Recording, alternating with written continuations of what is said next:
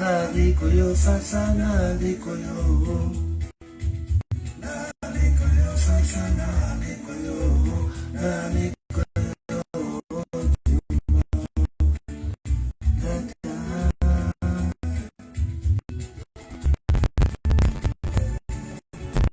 Merci à toi Dante, on est ensemble.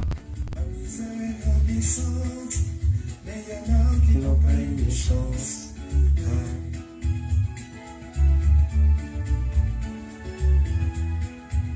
Et dans les différences en avance, on est dans le changement de différence totale.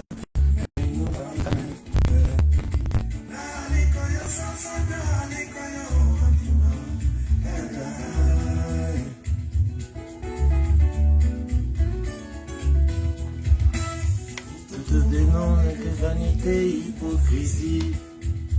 D'un coup, Salaja est devenu pour eux une maladie. Et ils arrivent à trouver le sommeil la nuit dans le lit. On nous nourrit d'espoir pendant qu'on nous dit qui sera. Il est trop en avance sur son temps. On prendra le ciel de tous ces enfants déshérités. Qui saura, qui saura, qui saura, yeah. Comme une lueur d'espoir dans ces cas de misère. Qui saura.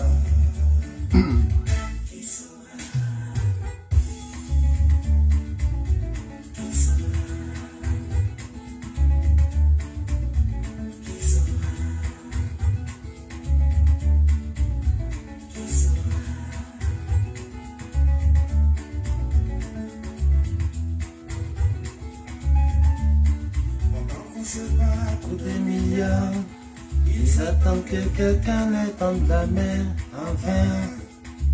Dans ce cortège de gros cylindrés au vide teinté, ils parlent de lui avec ironie et il se sent humilié.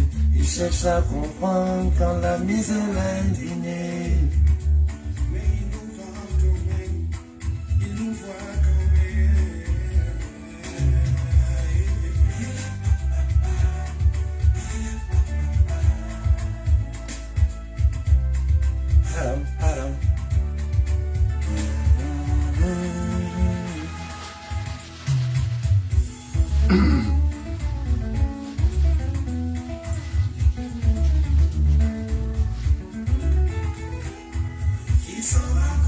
Le ciel de tous ces enfants déshérités. Qui saura, qui saura, qui saura, yeah.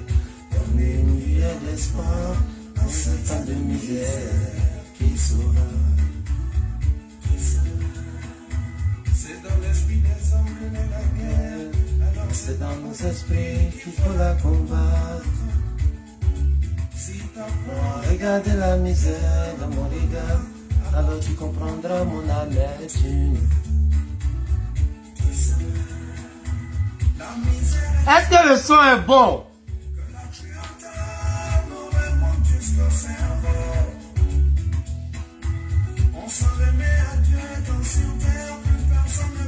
Ah, le grand Skaska. Respect à toi, le grand frère Kiki.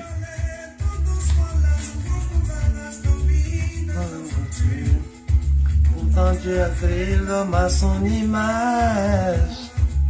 Et l'homme a fait de l'homme un esclave misérable. Un esclave misérable. Un esclave misérable. Un esclave misérable. Un esclave misérable.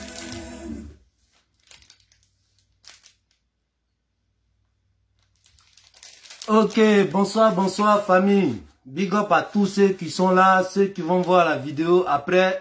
Big up à ceux qui vont liker pour sécuriser la vidéo et partager dans les groupes. Voilà, toujours Tefet, l'électron libre, l'homme qui doit personne. Mais au nom de l'amour de son pays, au nom de l'amour pour son prochain, tant qu'on peut éveiller les esprits, tant que on peut tendre la main à des frères, une vie sauvée, c'est comme si tu avais sauvé toute l'humanité. Alors pour ces valeurs-là, je suis prêt à aller jusqu'au bout. Voilà, donc big up à ceux qui sont là. Et comme je vous ai dit, la marmaille en communication. Vous savez, hier, j'ai vécu une situation mais qui m'a dépassé et j'étais désorienté.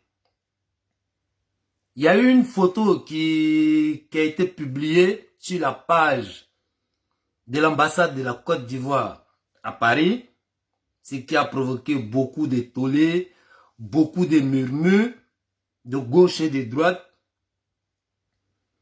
Donc, étant indigné par cette photo et en tant qu'Ivoirien libre, je me suis senti dans l'obligation de parler haut et fort mon mécontentement. Parce que l'hypocrisie, je ne connais pas. Je suis avec toi et je suis avec toi. Et quand je suis avec toi, tu zailles, je te dis tu zailles. Ça va rougir tes yeux, mais la vie continue. C'est ça qui est la vérité. Donc, c'est ainsi que, voilà, le samedi dernier, en tant que des personnes averties, en tant que des gens dignes, en tant que des gens qui ont l'amour de leur patrie, j'ai décidé avec d'autres personnes inspirées de ces mêmes valeurs-là pour aller m'indigner devant l'ambassade de la Côte d'Ivoire. J'ai fait une vidéo dessus. Si vous voyez mes vidéos précédentes, je pense que vous allez comprendre pourquoi je fais cette vidéo-là aujourd'hui. Donc, apparemment, avec notre nom inférieur, mais je pense que on a été entendu en quelque sorte. C'est ainsi qu'on apprend que, bah voilà, il y a l'ambassadeur qui accorde audience à ses ressortissants.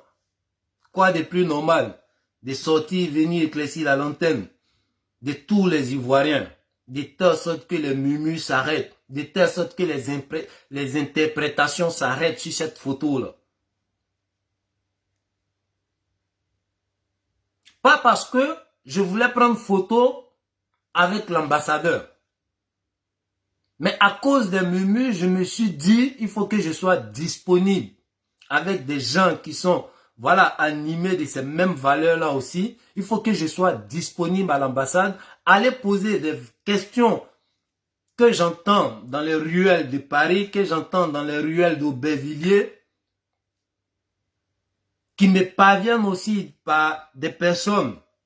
Voilà, à travers mes vidéos, est-ce que je peux exprimer telle situation? Donc pour moi, il était de mon devoir d'être présent pour aller poser des questions. Encore une occasion qui ne court pas les rues.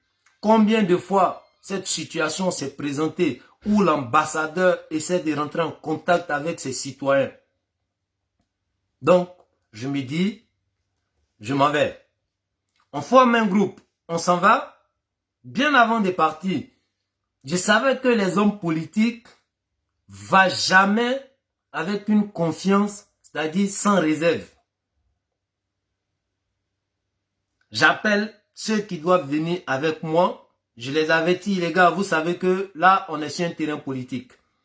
Je vous conseille de venir, genre, 1 heure en avance, parce que c'est quelque chose qui a été publié. Donc, du coup, il peut y avoir du monde. Donc, on est là 1 heure en avance. Comme ça, c'est sûr qu'on pourra rentrer.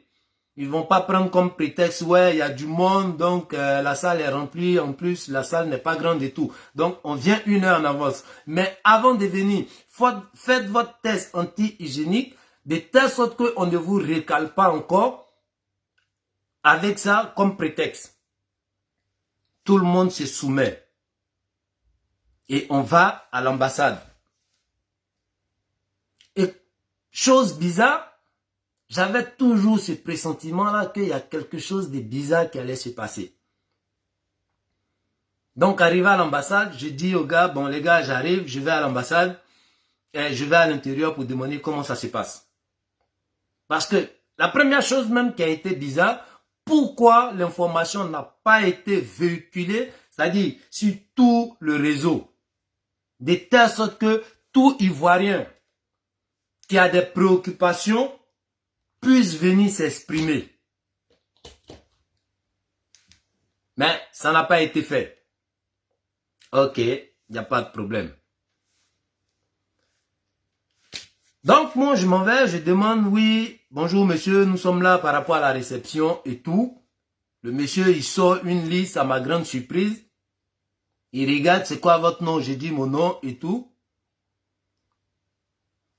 Apparemment, il y a 2 noms qui concordent sur la liste. Et il demande mon prénom pour pouvoir faire la différence. Je donne mon prénom. Il me dit, non, monsieur, vous êtes pas invité. Je dis, mais c'est une invitation qui a été lancée. Normalement, tout Ivoirien qui a des préoccupations, je pense que est invité. Parce qu'il y a pas mal de bruit par rapport à la photo et même par rapport au service à l'ambassade là-bas. Donc, s'il y a une occasion de croiser l'ambassadeur pour pouvoir exprimer un peu son mécontentement et voire même apporter des suggestions, ça peut aider la situation. Mais à ma grande surprise, il y a une liste. Je veux poser des questions, le monsieur en tant que sécurité, il me dit, bon là, il n'a pas le temps pour vous parler, donc d'attendre dehors. Au moment opportun, quand les gens ils seront prêts à faire entrer les gens pour la cérémonie, ils vont me faire signe. Ou je vais régler avec eux. Donc j'attends.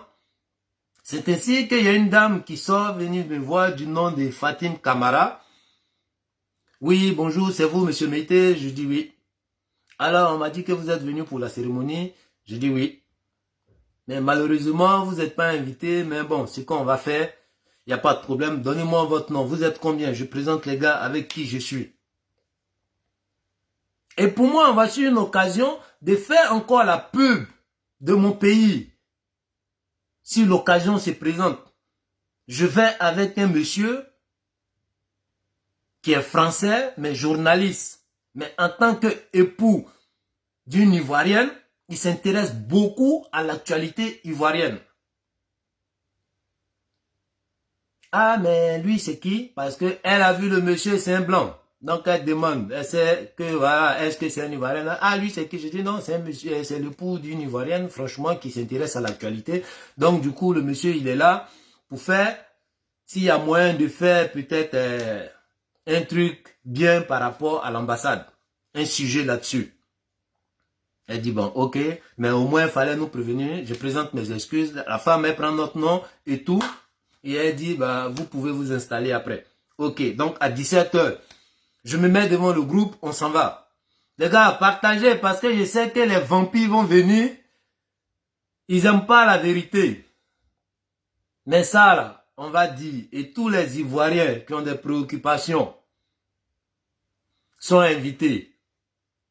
Il faut que cela, à un moment donné, on les rappelle que ça suffit. Ils ne peuvent pas tout le temps manipuler la population comme ça. Donc, on rentre. Il y a un autre monsieur qui nous intercepte encore à l'entrée de la salle pour demander encore notre nom. Oui, bonjour monsieur, nanani nanana. Vous êtes là pour la cérémonie? Oui, c'est quoi votre nom? Je donne mon nom. Vous êtes cyberactiviste? J'ai dit oui. Mais c'est quoi le nom sur votre page, Facebook et tout? Je donne le nom. Le monsieur, il note. Je présente le monsieur qui est journaliste aussi et tout. Et on va s'installer. Il n'y a pas de problème jusqu'à là. Mais je sens toujours qu'il y a un truc bizarre qui va se passer. À ma grande surprise, le monsieur, il vient quelque temps après, il appelle le monsieur qui était avec moi. Moi, j'attends. Pendant quelques minutes, je ne vois pas le monsieur, alors que il est avec moi. Donc, je me lève pour aller voir qu'est-ce qui se passe, vu que j'ai vu quand ils appelaient le monsieur. Donc, je m'approche, je demande c'est quoi le problème. Non, le monsieur, il ne peut pas rester pour assister à la cérémonie parce que c'est dédié, gens aux Ivoiriens et tout, et aussi vers activistes. Donc, le monsieur, il n'a pas été contacté, il n'a pas d'invitation. Nous aimerions que le monsieur, il libère le plancher. Mais, il y a polémique sur une photo qui a été publié sur la page de l'ambassade. Et lorsque les Ivoiriens se sont indignés, les Ivoiriens ont commencé à grogner. Je pense que voici une occasion, à travers l'invitation et à travers peut-être le sujet que le monsieur même va faire sur la rencontre entre l'ambassadeur et ses citoyens. Quelle bonne pub qui peut dépasser ça? Mais on refuse un journaliste de ne pas même prendre des photos, voire même faire un sujet sur la rencontre. Qu'est-ce que ça cache? C'est bizarre. J'ai dit, mais comment ça se fait? Ouais, là, pour le moment, c'est les associations qui ont été contactées et les cyberactivistes. Mais monsieur, je pense que vous-même, vous allez aussi libérer le plancher parce que vous n'êtes pas invité. Donc, vous n'avez pas été contacté par l'ambassade. Donc, on va vous demander de sortir. J'ai dit, bon, ok, je vais pas aller faire une mauvaise pub là-bas, encore dire, ouais, c'est eux là. J'ai dit, ok, il n'y a pas de problème, je suis d'accord avec toi, mais au moins j'ai des questions à te poser, j'espère que tu vas me répondre. Je demande au monsieur, ok, les associations, je peux comprendre, c'est des structures, voilà, qui sont légalisées et tout, donc, qui ont des buts. Je peux comprendre que eux, on les approche. Mais les cyberactivistes, jusqu'à preuve du contraire, il n'y a pas de statut aujourd'hui pour les cyberactivistes. Donc, vous vous êtes basé sur quels critères pour inviter les cyberactivistes? Et je me présente déjà même que j'étais cyberactiviste. Maintenant, ceux qui ont été invités, vous vous êtes basé sur quels critères? Est-ce qu'ils sont plus ivoiriens que les autres? Ou c'est quoi les conditions en tant que cyberactiviste pour pouvoir participer à cette invitation? Le monsieur, il voit les questions venir, il est bloqué, il va s'énerver. Ouais, monsieur, j'ai pas le temps, je veux pas d'embrouille, rentrer ici, sortir ici. Mais qui parle d'embrouille? On te pose des questions entre responsables. Moi, je suis calme, je te pose des questions. La moindre des choses, tu me réponds. Je suis un Ivoirien, je suis sur mon territoire en tant qu'ambassade de la Côte d'Ivoire. Mais je ne vais pas venir me comporter de façon, voilà, sauvage. Mais au moins, donne-moi des réponses. Salut Abdul Karim. Donc, donne-moi des réponses. Moi, je ne suis pas venu pour prendre photo avec l'ambassade, pour publier sur la page Facebook de l'ambassade. Ça ne m'intéresse pas. Mais je viens au nom de tous les Ivoiriens qui n'ont pas eu le temps de se déplacer, mais qui ont des préoccupations. Venir poser des questions et permettre aux Ivoiriens de comprendre, de telle sorte que, voilà, il n'est plus polémique. Mais malheureusement, le monsieur n'est pas capable de me répondre. Donc, j'appelle mes gars, je dis, bon les gars, on va pas se faire remarquer, on sort. Mais ce que je vais demander à l'ambassadeur, mais je ne vais même pas demander aux collabos qui sont à côté parce que, voilà, j'espère qu'il n'est pas au courant des démarches des personnes qui sont autour de lui. Mais s'il est au courant qu'il reste indifférent, alors il devient complice de ces collabos-là qui ne sont pas sages, qui ne sont pas intellectuels, qui ne sont même pas adultes. Je lui dis, ok, il n'y a pas de problème. Mais ma gamme, c'est quoi? On est dans un pays de droit, il n'y a pas besoin de forcer les choses. Moi, je vais faire un courrier avec accusé de réception pour demander audience à mon ambassadeur. Et il a le devoir aussi de me répondre en tant qu'autorité. Si je n'ai pas de réponse, je vais peut-être procéder autrement, mais on attend étape par étape. Mais les questions que je voulais poser à monsieur l'ambassadeur, nous ne sommes pas contre la réconciliation. Nous n'avons rien contre nos frères du PDCI, du FPI. Je ne vais même pas parler d'ethnie parce que j'ai des amis BT, j'ai des amis baoulés. J'ai un peu d'amis dans presque, voilà, pas mal d'ethnies. Mais j'ai rien contre mon frère FPI, j'ai rien contre mon frère PDCI. La plupart de mes vidéos, je m'exprime, oui, en tant que peut-être militant RHDP, mais je suis plus pour l'éveil des trucs et de conscience. Je suis plus pour l'éveil et pour le changement de mentalité dans notre société. Parce que quand on parle de, voilà, changement de classe politique, c'est les vieux, ils n'ont qu'à quitter là pour faire la place aux petits. Mais d'abord, il n'y a pas forcément besoin de ça, mais au contraire, c'est les mentalités qui doivent changer. Voilà pourquoi j'ai mis cette chanson de Sombil. Parce que ça dit beaucoup de choses. Monsieur l'ambassadeur, on vous a toujours interpellé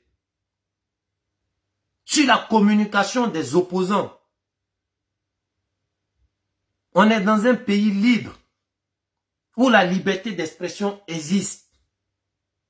Mais quand même, on doit pouvoir contrôler notre langage. Lorsqu'on sait que ce message, même qu'on va lancer, a de l'influence sur des personnes, on doit pouvoir contrôler nos langages. Et on vous a toujours interpellé par rapport à la communication des militants dans l'opposition. Plus précisément, les militants du GPS. Qu'est-ce que vous avez fait? Rien. L'interpellation, c'était pas forcément de les traduire devant les trucs et devant la justice. Non. Mais les approcher, je ne sais pas par quel moyen, en tant qu'autorité, vous pouvez avoir des solutions. Surtout que vous avez des collabos qui savent comment rentrer en contact avec des cyberactivistes. Je ne sais pas sur quels critères ils se basent. Au moins, vous pouvez les approcher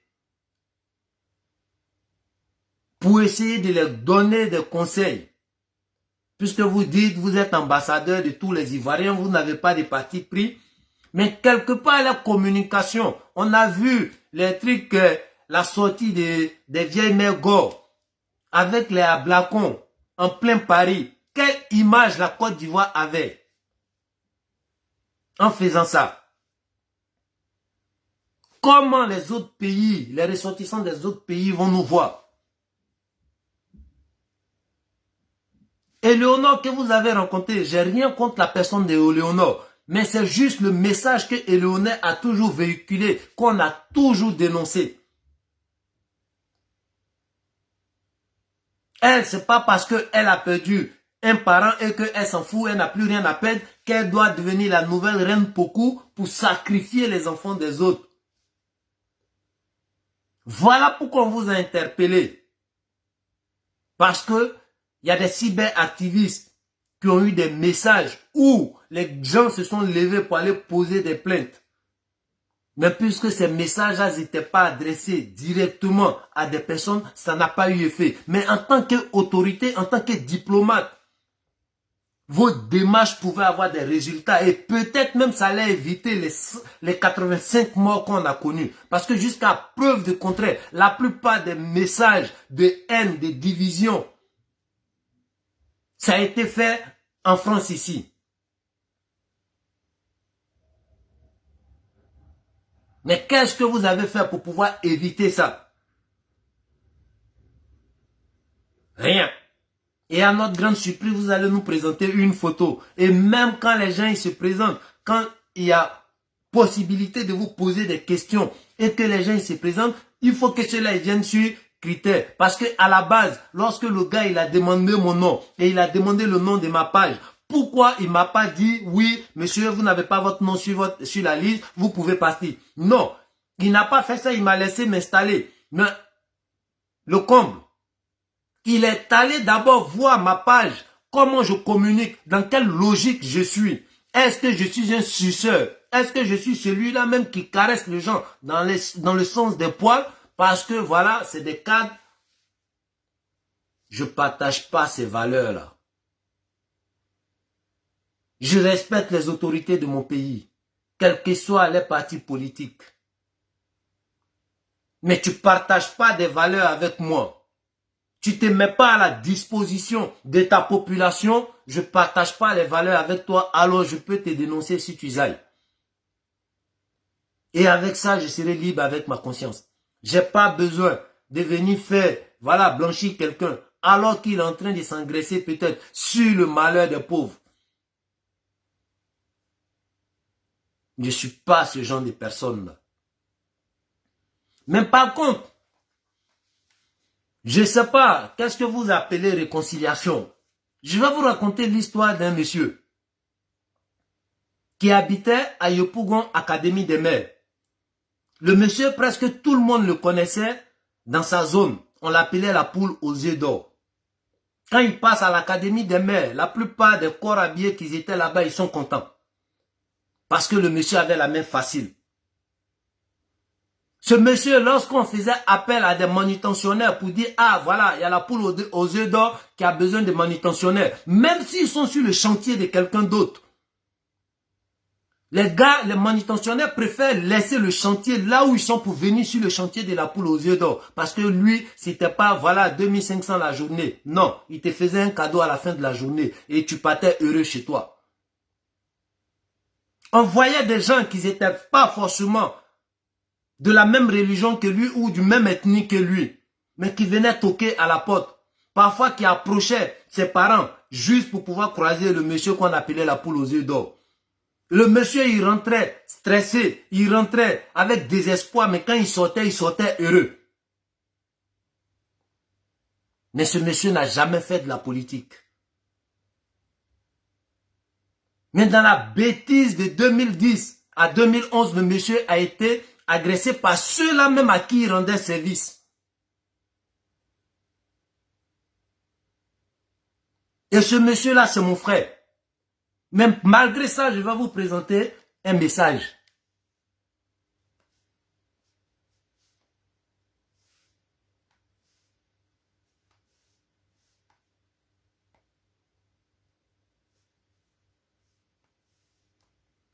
Excusez-moi une minute. Partagez la vidéo. Ceux qui ne veulent pas entendre, on va entendre. Les valeurs qu'eux n'ont pas, ou ils ont oublié, ou peut-être ils ont mis ça à la poubelle. Il y a des gens qui sont dignes, qui ont gardé ces valeurs-là, qui ont l'amour de leur prochain, qui parfois savent faire tabrage sur les choses, mais au moins qui gardent une dignité et qui gardent voilà, ces valeurs-là et qu'ils arrivent à dire la vérité en face. Ça te fait mal, ça te fait mal. Mais tu vas prendre ça comme ça.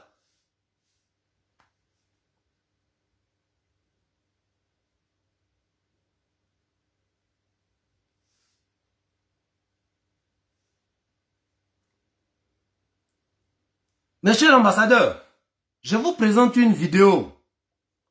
Puisque je ne sais pas sur quelles conditions vous vous basez. Ça, c'était un rassemblement. C'était un des rassemblements des Gors devant l'ambassade là-bas. Je n'ai jamais été Gors. Je n'ai jamais été GPS. Mais je suis allé parmi eux. J'ai pris ce risque-là. Je suis allé parmi eux. Pour montrer le vrai visage de ceux-là même qui envoyaient les autres à l'abattoir en Côte d'Ivoire. J'ai montré comment eux ils manifestaient en France ici. Ils n'ont jamais brûlé un puné en France ici. Mais c'est eux ils arrivaient à motiver les gens, à galvaniser les gens pour les envoyer à l'abattoir. Et pour montrer leur vrai visage, je suis allé parmi eux. Quel risque j'ai pris? Mais je n'ai pas regardé ma vie. J'ai regardé les vies que je pouvais sauver en Côte d'Ivoire. Et j'espère que vous vous rappelez de ce jour où là, il y avait Gadi Seni, il y avait presque tous ces gars. Les gars ont préféré causer avec les filles en train de prendre les numéros à gauche, à droite. C'est ça, eux, ils ont appelé manifestation. Les voici toujours. C'est ça, eux, ils appellent marche. Aller s'asseoir dans les cafés, mettre la musique, prendre le numéro des femmes. Mais quand ils se retrouvent en 4 murs, écoutez le message. Combien de fois on vous envoie en perdition? Là, j'ai pas pu voilà, prendre Soulé de Paris ou Léonard de côté. Parce que pendant la manif, je vais vous montrer où eux-mêmes ils sont assis. Et c'est ça ils appellent manif. Tu vois. Que de brûler ou casser des cas ou s'en prendre à la police. Voilà comment ça se passe avec eux. Donc vous voyez un peu, ils sont assis au café, tranquillement en train de boire. Et ça, quand je faisais cette vidéo, pour interpeller les frères, c'était pas mes frères Doula. C'était eux-mêmes les parents parce que j'ai l'amour de tous les Ivoiriens. Je ne regarde pas d'ethnie. Je suis vrai dans ma logique. Je pouvais garder le souvenir de ce frère que j'ai perdu parce que c'est un pivot dans la famille. Et dire que de toute façon, ce n'est pas mes parents, ils envoient à l'abattoir. Mais je suis allé parmi eux pour montrer le vrai visage de ces sorciers-là. Pour interpeller les parents, que vos enfants sont en train de vous induire en erreur. Que vos frères, vos tantes, vos mamans sont en train de vous induire en erreur. Moi, j'étais dispo pour faire ça. Mais pendant ce temps, après ces cérémonies-là, eux, ils avaient des enveloppes. Voilà pourquoi ils étaient toujours prêts à galvaniser la jeunesse, à conduire la jeunesse à l'abattoir. Mais mon combat, je ne le fais pas pour du matériel. Je fais parce que je peux sauver des vies. Et j'ai l'amour de ça. Je fais parce que je dois tendre la main à mon prochain. Je pense que c'est la base même de mon existence sur terre. Parce que le matériel, c'est quoi? Ça va, ça vient. Et c'est juste du matériel. Juste question de mentalité, de philosophie, on a accordé plus d'importance à ce matériel-là même que la vie humaine. Et moi, je ne fais pas partie de ces personnes-là qui ont accordé cette valeur-là à ce matériel. Je vais vous montrer encore.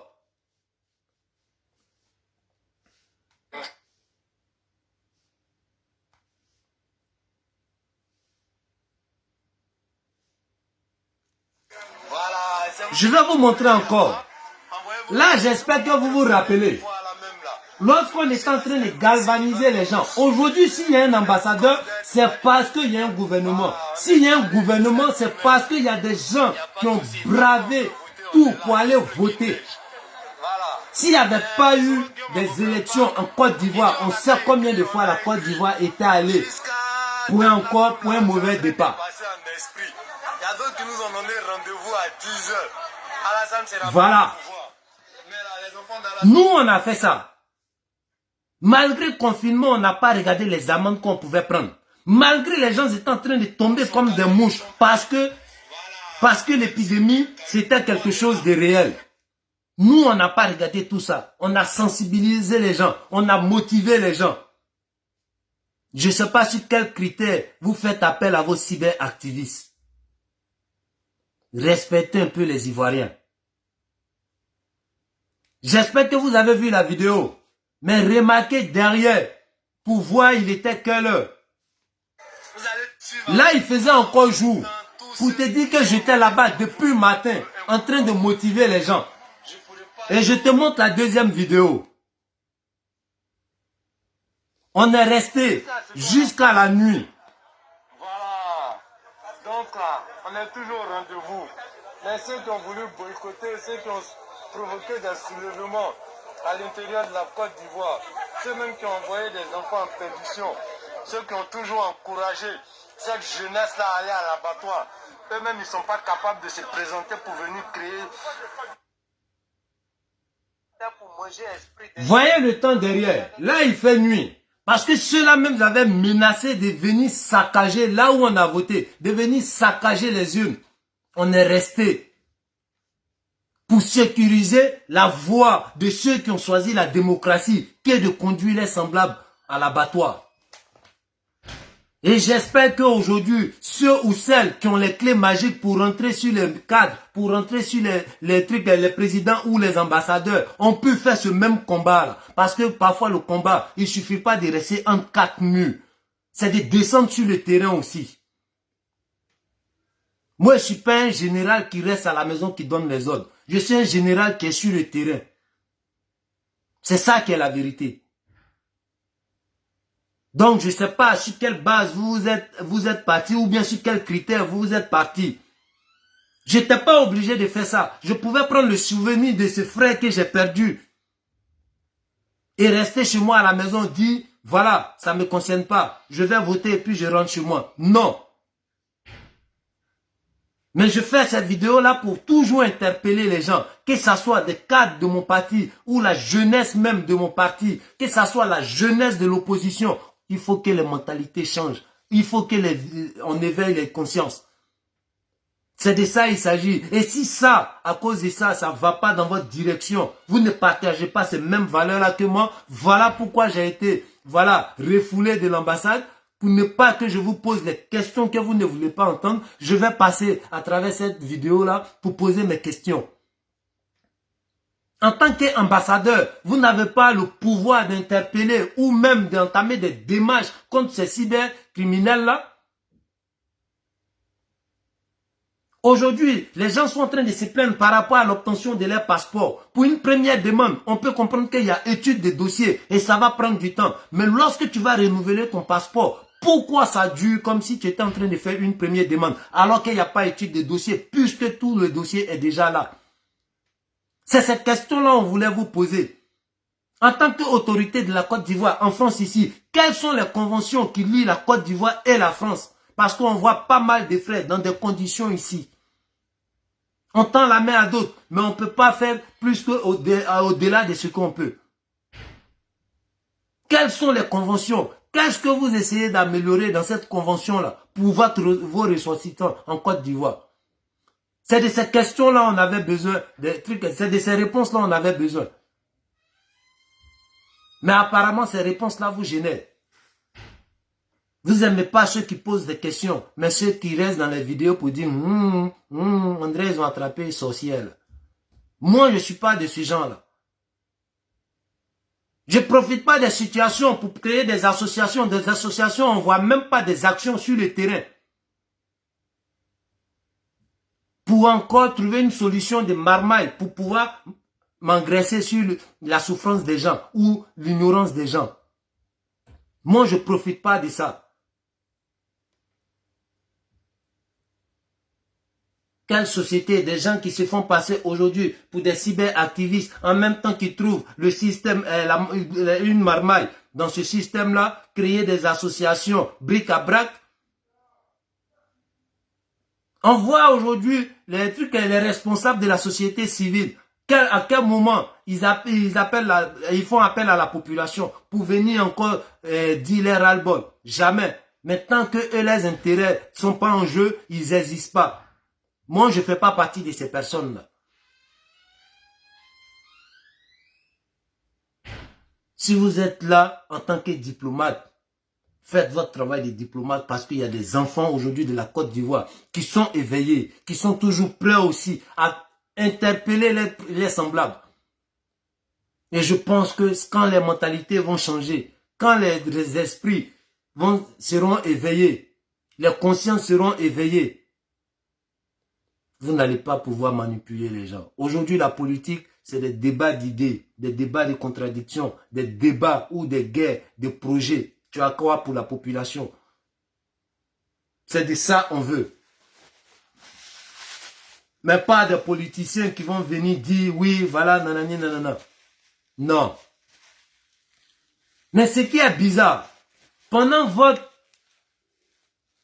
audience, mais quelle a été la communication de ces super cyberactivistes qui ont été invités? On n'a pas vu de retour. Une invitation ou un entretien avec l'ambassade qui ne doit pas être filmé. Qu'est-ce qui doit se dire là-bas? Une invitation avec l'ambassade où on ne sait pas quelle question qui a été posée. C'est quelle invitation ça? Ou qu'est-ce que ça cachait? Ou c'était pour les commissionner de venir dire à la population ce qu'ils veulent entendre, même quand ça ne fait pas partie de leurs préoccupations, parce que quelque part leurs préoccupations ne vous intéressent pas. Mais juste il faut qu'on dise quelque chose qui vient de vous.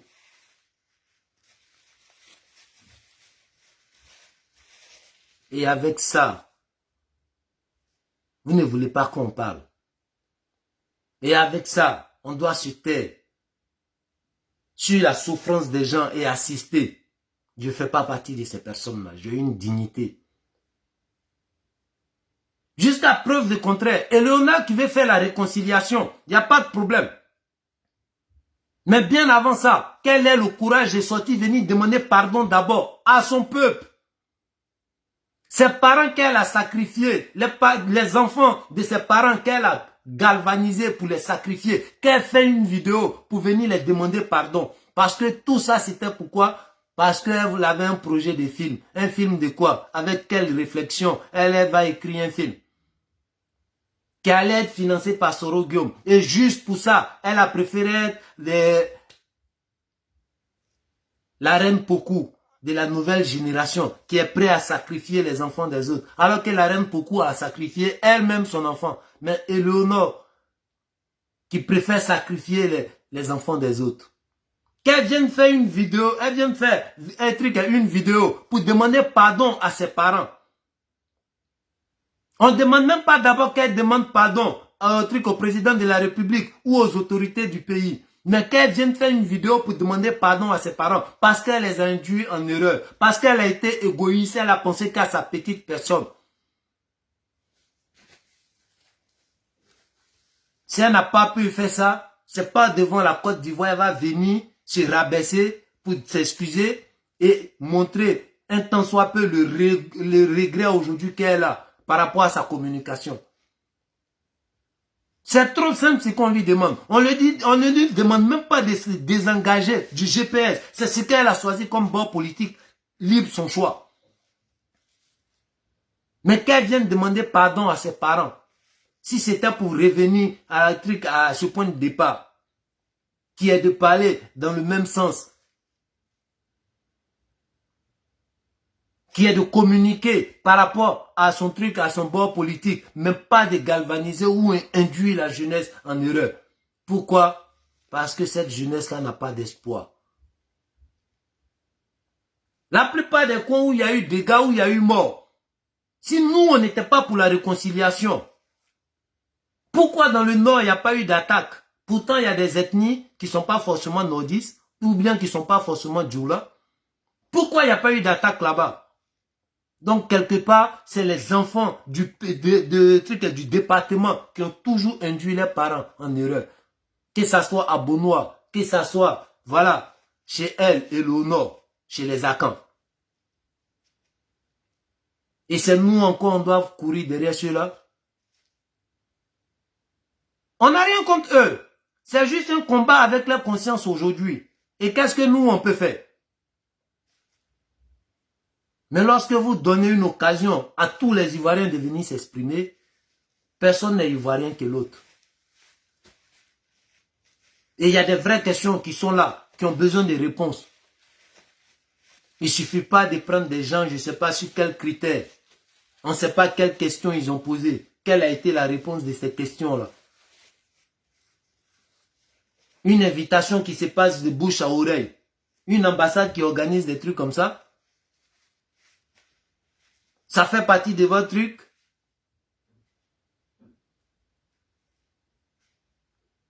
Entretien par rapport à la réconciliation. Normalement, ça doit être médiatisé. La réconciliation, on ne fait pas ça entre quatre murs. Donc, quand vous parlez de réconciliation, vous invitez les gens et vous les empêchez de filmer. Qu'est-ce que ça cache?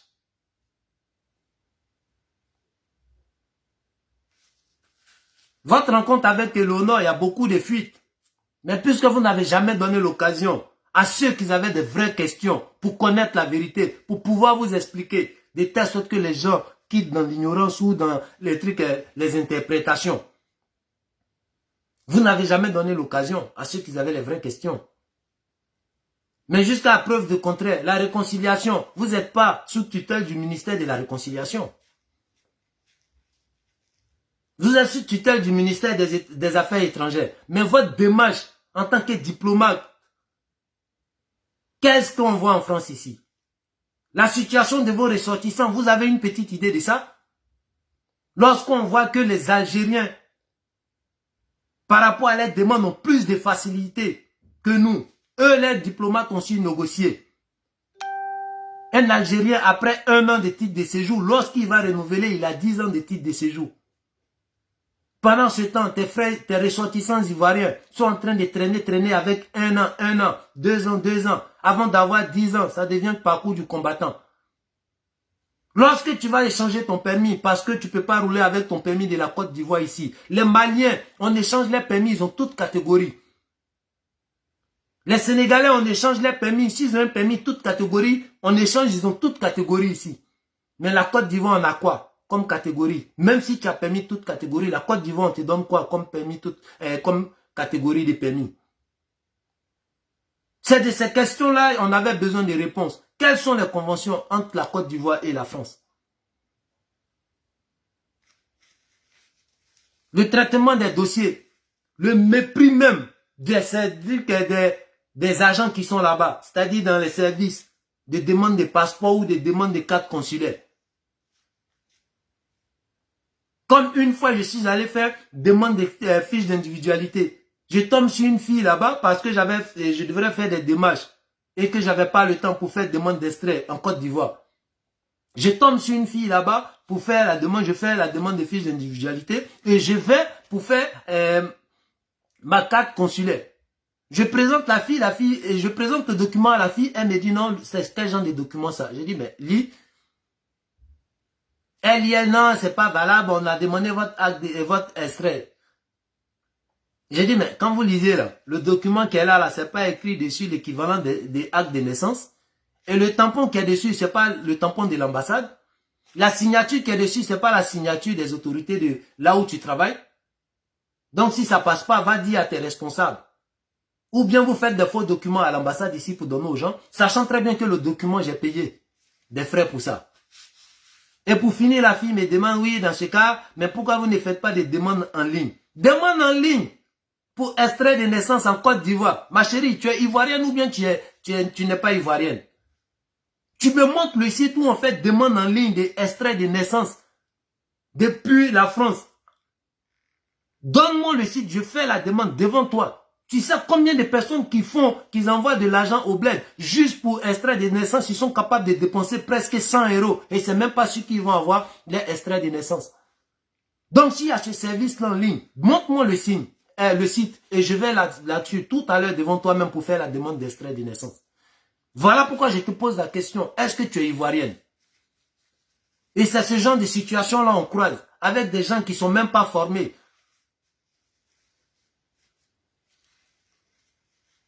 Et avec ça, quand on veut poser des questions comme ça, vous partez vous cacher pour regarder sur la page des gens. Est-ce que lui là c'est un suceur ou bien est-ce que lui là il va nous caresser dans le sens des poils? J'ai pas besoin de vous caresser dans le sens des poils. Si je viens m'exprimer au nom de tous les Ivoiriens pour essayer d'éclaircir la lanterne des gens, pour essayer de poser les questions qui sont les préoccupations réelles des Ivoiriens. J'ai pas besoin de vous caresser dans le sens des poils, mais ça sera des questions vraies. Maintenant, ça va dépendre comment vous interprétez ma question ou bien comment vous prenez ma question. Donc, il n'y a pas besoin d'avoir, voilà. Donc, chers frères, c'était un peu ça. Mais de toute façon, j'envoie mon courrier et vous allez recevoir ça et vous allez m'accorder audience. Parce que moi, j'ai des questions au nom de tous les Ivoiriens. Et ces Ivoiriens-là ont fait des réponses. Et j'espère que, voilà, vous allez répondre à ça. Mais tes collabos, je n'ai pas affaire à eux. Salut, monsieur l'éclaireur. Franchement, vous faites plaisir d'être sur mon direct. Je ne sais pas comment vous faire savoir ce sentiment qui m'anime lorsque je vous vois sur mon direct.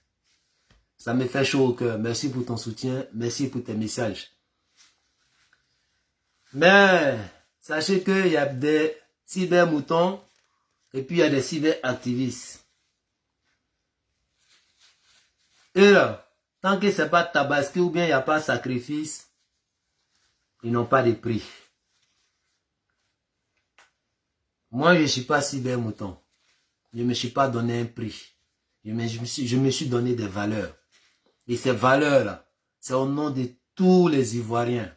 Si je peux crier à travers ma petite voix ou à travers ma modeste personne, pour amplifier le cri de cœur des Ivoiriens, le mal des Ivoiriens, alors je suis prêt à mettre ma vie en danger. J'espère que, voilà, vous allez tenir compte du mépris que vous avez posée sur la table. Je ne sais pas si vous êtes au courant, mais c'était une lettre. Avant que cette lettre même arrive avec accusé de réception. Donc, big up à tous ceux qui ont partagé la vidéo. Merci à ceux qui ont liké pour sécuriser la vidéo. Que Dieu veille sur la Côte d'Ivoire et que Dieu nous aide pour l'éveil des consciences. Et ce beau chemin-là, nous allons l'emprunter ensemble. C'est vrai qu'on aura du pain sur la table avec tout ce qu'on traîne aujourd'hui comme casserole. Par des gens qui ne veulent même pas que cette population-là soit éveillée parce que ça va les mettre du pain sur la table aussi. Ça va les emmener à poser des actions réfléchies. Ça va les emmener à travailler pour donner des résultats. Alors ils ne veulent pas que cette jeunesse-là soit éveillée. Ils ne veulent pas que cette jeunesse-là soit éduquée. Parce qu'eux, ils ont besoin des gens qui peuvent manipuler. Ils ont besoin des gens qui sont toujours actionnés à partir d'un bouton pour faire ce que eux ils ont envie de faire. Ils vont faire appel à les enfants maintenant. On va voir les enfants sur le terrain. Mais la jeunesse qui est là va se mettre au service de la population. Va interpeller la population lorsque cette population est en train de faire mauvais chemin. Big up à tout le monde. Que Dieu veille sur la Côte d'Ivoire.